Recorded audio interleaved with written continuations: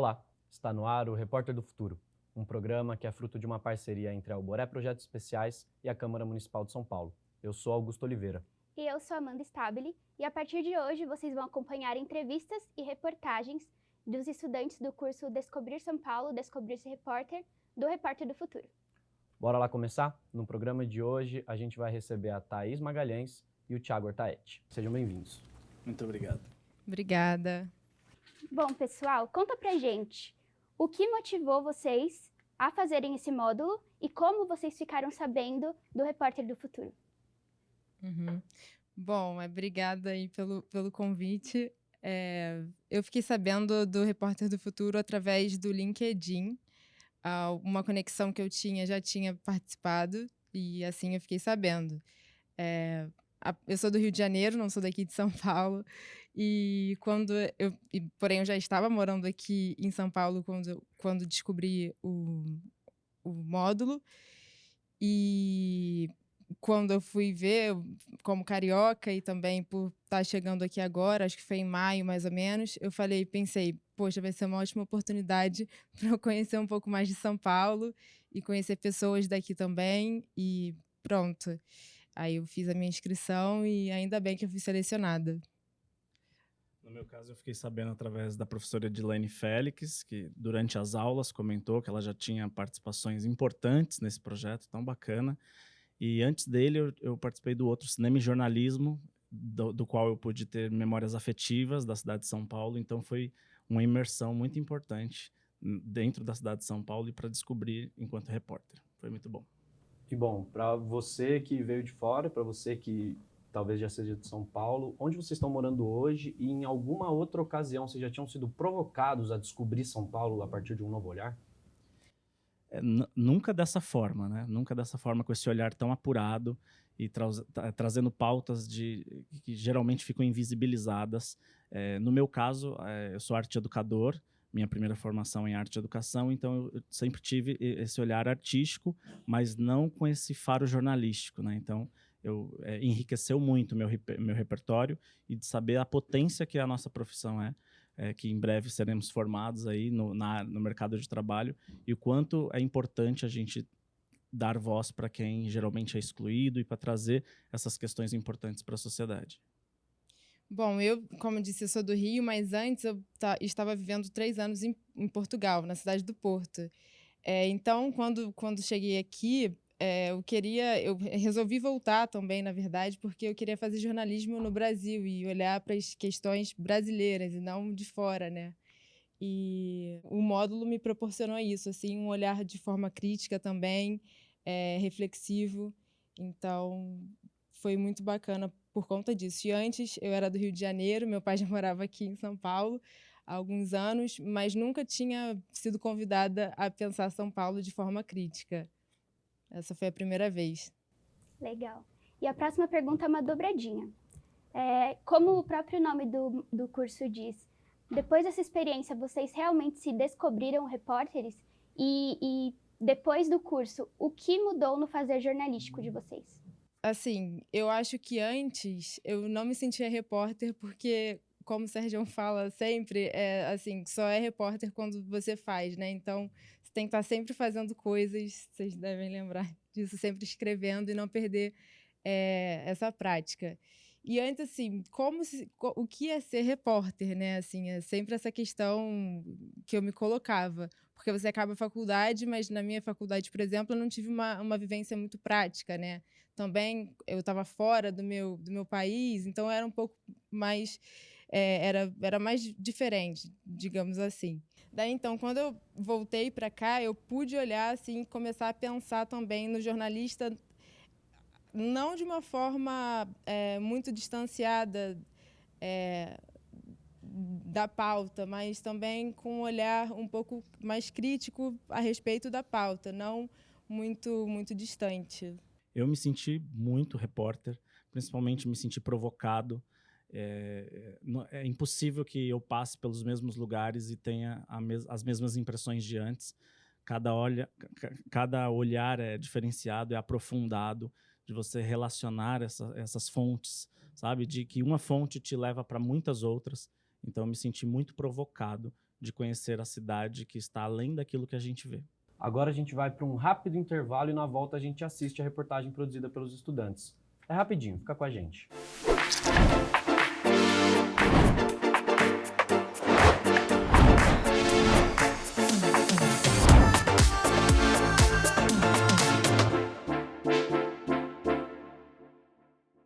O Repórter do Futuro apresenta em cada edição uma matéria produzida por estudantes de jornalismo e conversa com eles sobre os desafios que tiveram durante a produção e apuração.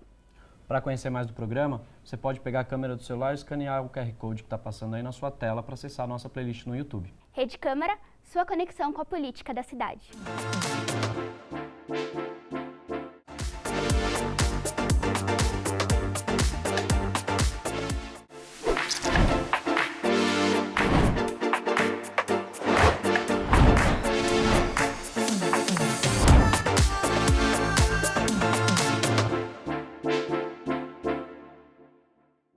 Estamos de volta agora para conferir o resultado da reportagem dos estudantes do módulo Descobrir São Paulo, Descobrir-se Repórter, promovido pela Oboré Projetos Especiais.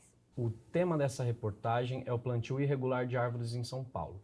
O nome do trabalho é No Meio do Caminho Havia uma Árvore. Vamos conferir? Bora!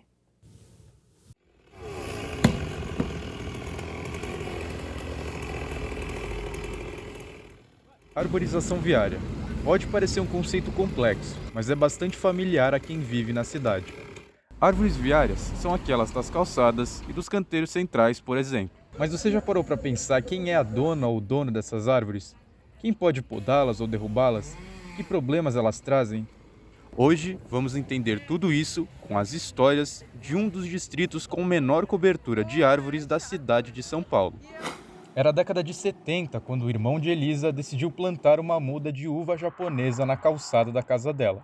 Com o passar dos anos, a árvore atingiu cerca de 10 metros de altura. Para que ela ficasse de pé, as raízes também precisaram crescer. O que Elisa não esperava é que, anos mais tarde, em 2007, as raízes fariam o encanamento da casa rachar. Foi R$1.500 que veio de água. Saiu lá embaixo na minha casa, a água eu não sabia de onde era. Aí meu genro veio, conseguiu achar o cano lá atrás, que a raiz já enrolada no cano, né? Para conseguir pagar a dívida, ela precisou fazer um acordo com a Sabesp, empresa que cuida da água no estado de São Paulo. No fim das contas, o valor de R$1.500 chegou a quase R$7.000 por causa dos juros. Mas as raízes da árvore não pararam de crescer, e em 2022 ela teve que ser removida. A árvore de Elisa causou tanto transtorno por ser inadequada para aquela calçada. Porém, essa é uma prática comum. Porque às vezes a pessoa ela não tem noção de qual árvore que ela tem que plantar na frente da casa dela. Você tem todo o direito de plantar, claro, obedecendo todo o requisito. Mas aí imagina, há 20, 30 anos não tinha tanta informação que a gente tem hoje, acesso a tantas coisas. Para amenizar esses impactos, a Prefeitura de São Paulo fornece o Manual Técnico de Arborização. O manual traz um caminho para você ir vendo quais são as questões do entorno que essa árvore vai ser plantada, essa muda vai ser plantada, para que ela não tenha interferência com o mobiliário, com a fiação, com a iluminação pública, com a questão do calçamento. Então, a ideia é que você vá trilhando esse caminho, essa chave, para você conseguir, no final, de acordo com o que você tenha, um entorno onde vai receber essa muda, quais são os tamanhos mais adequados.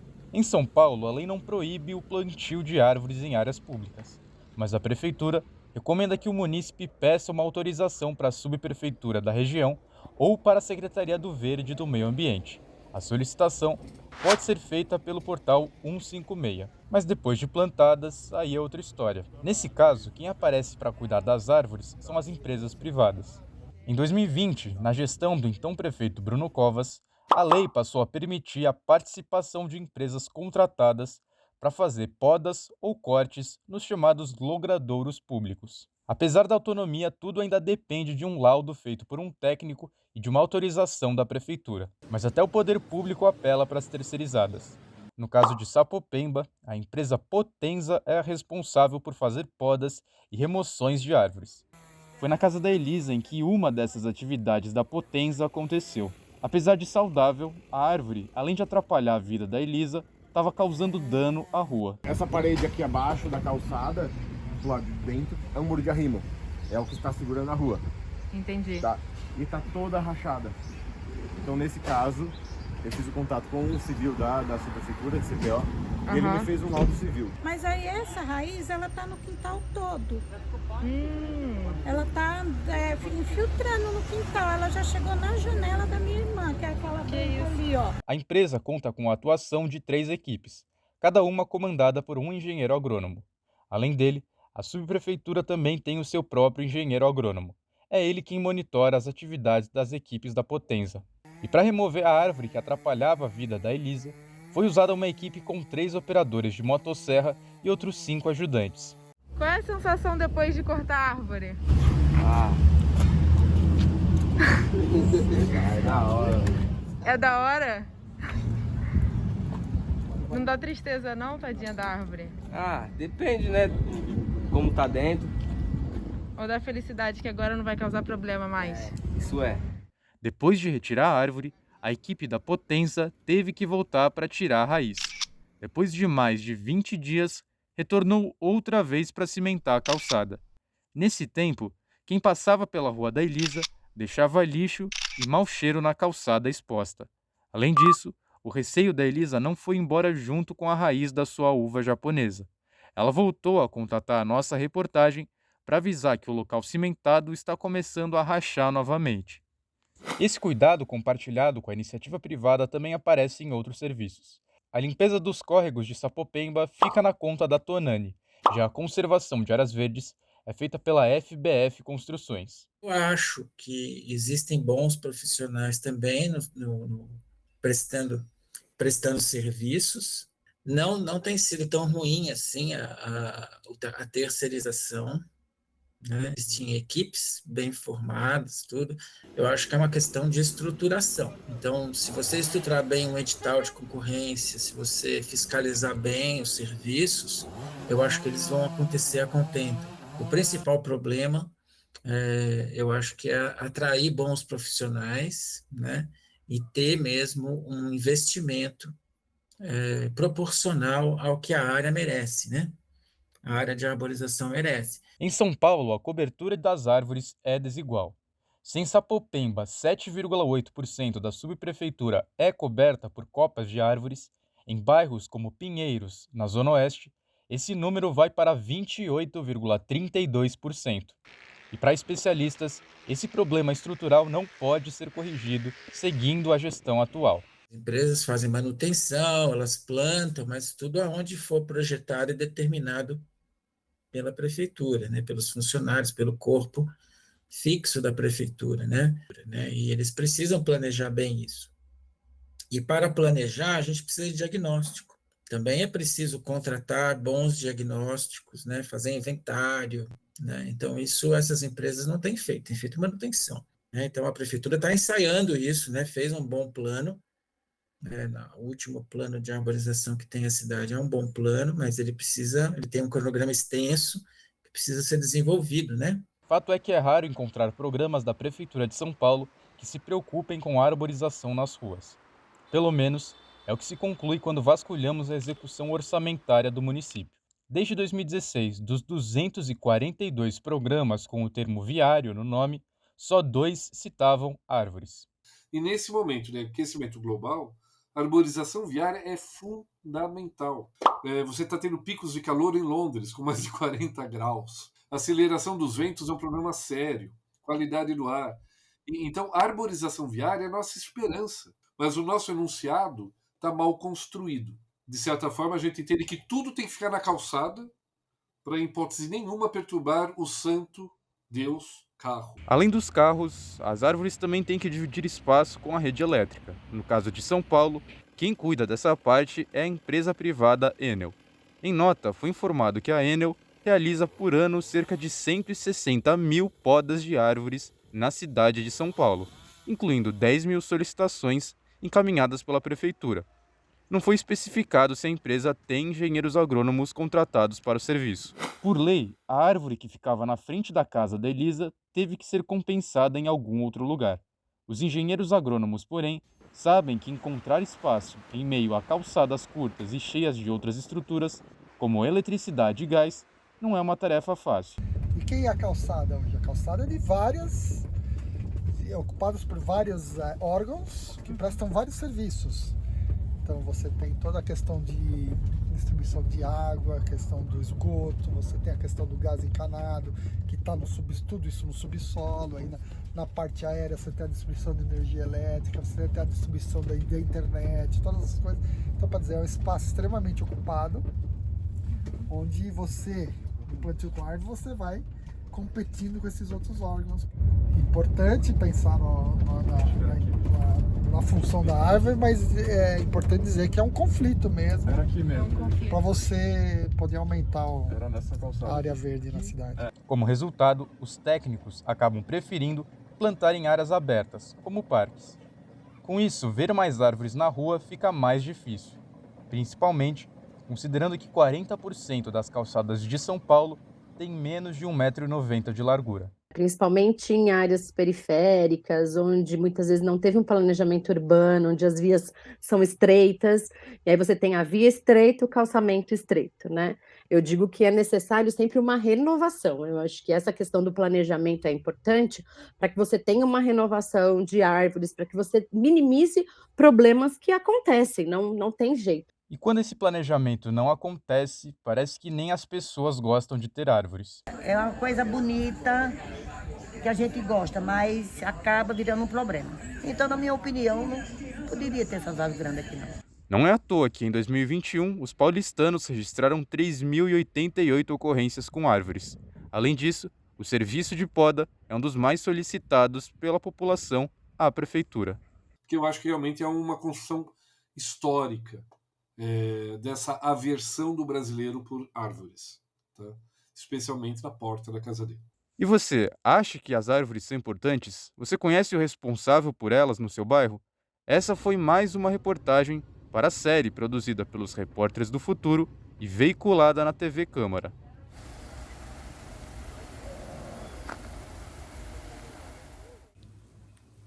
Bom, nós vamos conversar um pouquinho mais sobre essa reportagem no próximo bloco, mas desde já a gente agradece a presença da Thaís Magalhães e do Thiago Ortaete. E fique ligado, o intervalo é rapidinho, mas na volta a gente conversa com o André e com a Karen, que também fizeram parte do grupo. Obrigado, gente. Obrigada a vocês e esperem aí o André e a Karen, que vão também participar muito bem da entrevista. E agradeço a oportunidade, ao Boré e à TV Câmara por esse belíssimo trabalho. Obrigado.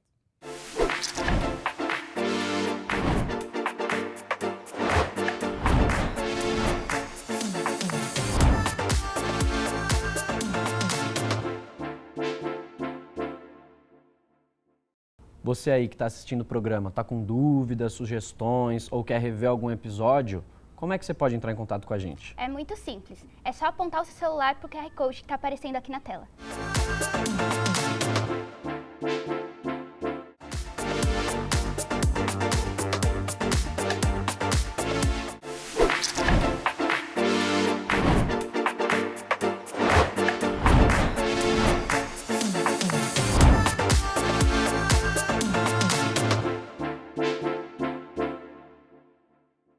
O Repórter do Futuro está de volta, agora conversando com os alunos do curso Descobrir São Paulo, Descobrir-se Repórter, Karen Ramos e André Dervish. Sejam muito bem-vindos. Obrigada. É um prazer falar sobre esse trabalho. Legal, pessoal. Agora vamos começar essa série de perguntas. Eu quero saber lá no começo, de onde veio a pauta? Na verdade, eu acho que essa é uma explicação bem longa, assim. Desde o começo das aulas do curso, o nosso grupo já começou a fazer reuniões juntos. Então, antes das aulas, que eram aos sábados, às quintas-feiras a gente já estava se reunindo, discutindo pautas, discutindo perguntas que a gente podia fazer e caminhos. Então, a gente levantou muita coisa. A gente tinha ideia de falar do lixo, das ruas que não recebem, né, o caminhão do lixo. Enfim, foram muitas ideias. E por questões de viabilidade, a gente foi, enfim, afunilando, assim, o que a gente podia fazer. Então, o começo dessa pauta veio com uma ideia de saúde mental, né? Quando a gente teve a aula ali de florestas urbanas e arborização viária, a gente pensou muito sobre essa coisa de como que está acontecendo na pandemia, né? As pessoas estão em casa, e aí a gente pensou na situação das pessoas que estão ali nos lugares mais marginalizados, como que elas estão lidando com essa questão da pandemia e como que é a situação da arborização nesses lugares. E aí a gente foi olhar quais são os lugares menos arborizados de São Paulo, e a gente chegou lá não pensando no problema da árvore, mas no benefício da árvore, né? E aí, quando a gente foi caminhando, a gente chegou lá e pensou assim, que tal a gente chegar lá e perguntar se alguém quer plantar uma árvore, a gente vê se tem algum problema nesse caminho, por que esses lugares não têm tanta arborização? Só que aí a gente chegou lá e a gente teve uma surpresa que ninguém queria árvore naquele lugar. A árvore significava um problema para eles, né? A gente entendeu que com o desenvolvimento urbano e todas essas questões da cidade de São Paulo, a árvore passou a significar para eles um problema, um buraco na rua, entendeu? Um problema na calçada. E não fazia sentido para eles plantar uma árvore. E aí a gente foi começar a procurar histórias ali. Eu acho que o André também pode falar um pouquinho, que a gente saiu bastante às ruas para ir atrás dessa história. Só um detalhe, a reportagem ela se localiza no distrito de Sapopemba, que proporcionalmente é um dos distritos que menos tem árvores na cidade de São Paulo. Então a gente acabou descobrindo que nesse distrito com menor quantidade de árvores, que é uma coisa já comprovadamente boa para a população, em sentido de bem-estar e boa para o clima da cidade, nesse lugar as pessoas apresentavam uma enorme resistência às árvores. Então a reportagem também tinha esse objetivo de entender esse fenômeno, né? De apesar de ter poucas árvores, as pessoas ainda demonstravam resistência a essa que é algo primordial assim, né, para a vivência das pessoas no dia a dia. Legal. E eu fiquei muito curiosa para saber como que vocês encontraram uma fonte tão preciosa como a Dona Elisa, conseguiram acompanhar todo o processo de chamar a empresa terceirizada. Incrível. Amei. Queria saber como vocês encontraram ela e como foi o relacionamento de vocês com as fontes e com a subprefeitura. Sim, a Elisa ela foi um grande achado da reportagem e acho que muito disso se deve ao faro mesmo da reportagem que a gente conseguiu cultivar e também graças aos ensinamentos do curso, que a ideia inicial era acompanhar a retirada de uma árvore, a poda de uma árvore, que é uma atividade bastante rotineira, feita pelo poder público, no caso em parceria com empresas contratadas. Então a ideia inicialmente era explorar um pouco disso, acompanhar esse trabalho, especificamente no distrito de Sapopemba, que era o nosso recorte. A gente acabou encontrando esse caso, né, de uma remoção de poda. A pessoa responsável pela remoção explicou que a árvore estava dando problema porque ela foi plantada de forma irregular. E a gente não se limitou a somente acompanhar a retirada da árvore e falar com os gestores. A gente queria ter as pessoas mesmo, ter a população falando sobre aquele acontecimento, que acredito ser algo muito importante no jornalismo, que é ouvir mesmo as pessoas, todas as pessoas envolvidas. E uma dessas pessoas era a Dona Elisa, e acabou sendo uma história bastante diferente, né? Que ela é uma pessoa que viveu as piores consequências, talvez, de ter uma árvore mal plantada, que foi ficar endividada durante anos, por conta de uma árvore mal plantada, assim, estando num bairro um tanto quanto marginalizado nesse sentido de plantação. E apesar de terem projetos para recuperar um pouco das áreas verdes de Sapopemba, a gente tem números, né, já proporcionalmente é um dos distritos menos arborizados. Então foi interessante ter essa história da Elisa nesse local especificamente. E eu acho legal falar também que a Elisa não foi a única, né? A gente recortou muita coisa dali. A gente chegou e quando a gente foi visitar algumas ruas de Sapopemba no começo, ali perto do monotrilho, a gente encontrou uma história do formigueiro, né? Que tinha uma árvore que eles chamavam de balança, mas não cai. E a gente teve que recortar, né? Porque, enfim, a gente tem limitações. Mas, assim, foram muitas histórias e muitas pessoas que a gente falou, né? Então, realmente, foi muito interessante a gente poder sair na rua e escutar pessoas, assim, e perceber que a gente pode fazer isso, né? E isso é importante para o nosso trabalho. E dentro dessa prática jornalística de sair à rua, conversar com as pessoas, contar vários lados de uma mesma história, o que vocês traçam de paralelo entre as aulas que vocês tiveram no curso e a aplicação da pauta no território? Essa é uma boa pergunta para eu responder. Acho que exige de mim todo um processo de refletir sobre a minha aprendizagem, né? Acho que o processo de aprendizagem ele vai muito mais do que você só receber o conteúdo. É você, como a Thaís falou no último bloco, você aplicar esse conteúdo, você aplicar as práticas. E a gente saiu para a rua, saiu para Sapopemba com essa intenção mesmo, de tentar buscar o máximo que as histórias podem ter, o máximo de contexto, o máximo de informações que aquelas histórias têm. Então, acho que foi bastante simbólico esse movimento da gente não se limitar a somente acompanhar a remoção de uma árvore, de ir atrás da história de vida da pessoa que está vendo uma árvore que é bastante tradicional, na frente da casa dela, está sendo removida.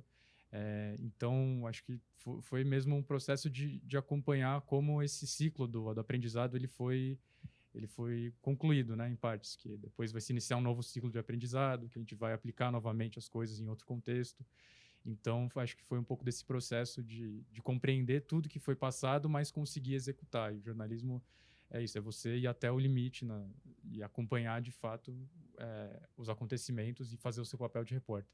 E teve muitos desafios, né, nesse meio tempo, e eu acho que o mais desafiador para mim foi me entender como jornalista, assim, né? O que a gente pode fazer? Como que a gente se posiciona quando a gente vai abordar alguém na rua, né? Eu acho que isso foi o mais desafiador para mim. Como que eu ia chegar numa pessoa e eu ia me apresentar e falar o que eu quero dizer? Ela vai ouvir eu falando da área e vai falar, não quero saber, e vai embora, entendeu? Então, eu acho que essa questão de se posicionar como jornalista, se entender como pessoa jornalista foi muito relevante para esse processo. E eu acho que hoje eu saio outra pessoa, outra profissional, muito mais preparada para enfrentar esse caminho aí. O papo tá muito bom, tenho tantas perguntas, mas o nosso tempo tá acabando. E eu já agradeço a presença de vocês aqui com a gente. Eu que agradeço. Foi muito bom estar falando aqui com vocês. Faço das palavras da Karen as minhas também. Muito obrigado pelo convite. Mais uma vez, muito bom conseguir apresentar esse projeto. Pessoal, muito obrigado a vocês por estarem presentes. Você que acompanha, muito obrigado pela audiência. Fica com a gente que nas próximas edições do Repórter do Futuro a gente vai ter outras reportagens produzidas por estudantes de jornalismo aqui. E vocês não se esqueçam de se inscrever no canal da Câmara no YouTube. O QR Code vai estar aparecendo aqui em algum lugar. E também nas redes sociais da Alboré e do Repórter do Futuro. Valeu, gente. Até a próxima. Tchau, tchau.